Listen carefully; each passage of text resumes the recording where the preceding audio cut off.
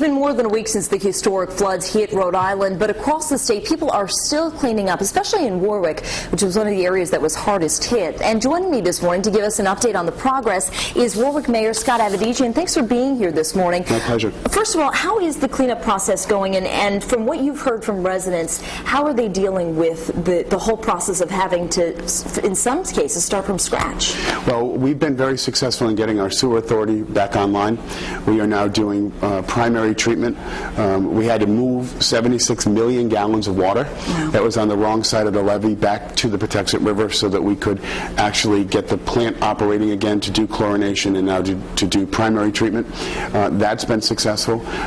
Cleanup throughout the city has been moving along. It's fairly successful. We have a number of initiatives that have been getting people back into their homes, whether it be working with FEMA. We had a great public hearing and forum yesterday for small business owners and FEMA and SBA and the Small Business Development Center to get the necessary help that they need to get operational again. One of our, of course, so many of us live and work in Warwick. Some of the people who work here live in Warwick, and one of our floor directors was saying he almost felt indulgent taking a 10-minute shower today because they've been conserving for so long. Are those restrictions still in place? No, they're not. As soon as we got, what happens is we have 48 pumping stations that go to our sewer authority.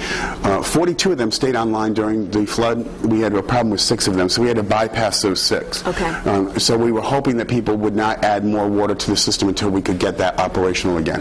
But as of yesterday, we also were able to monitor electronically 42 out of the 48 pump stations so that we knew exactly where we were, and we could actually do that all by computer again. And just for people who are living outside of the city of Warwick, you want to send the message that, you know, a lot of places are open for business. Come back to Warwick, you know, eat here, shop here, that sort of thing. Right, except for the actual Warwick Mall itself, most of our businesses are operational again.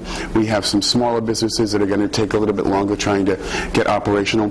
Longhorn Steakhouse opened at the Warwick Mall again yesterday, and we're hoping that the movie theater will be open early next week as Aram Garabedian continues to clean up the mall and to move forward. Is there a timeline for that, or is it just too early to tell? It's going to be staggered. You'll have store open individually, so that you won't have one full opening of the entire mall. As things are coming back online, they're going to open up. And just quickly, give me the date of the extended tax deadline for city residents. We gave people an extra 30 days, so you were supposed to have paid your taxes on the 15th, and now you have an extra 30 days to do so. Thanks so much for being here and giving us the update firsthand. And if you'd like more information on the flooding, of course, you can head to foxprovidence.com. Time now to check on the weather. And Michelle, one of the things that's making people a little nervous is the fact that there's a big green blob behind you, and they're still cleaning up from the flooding from last week.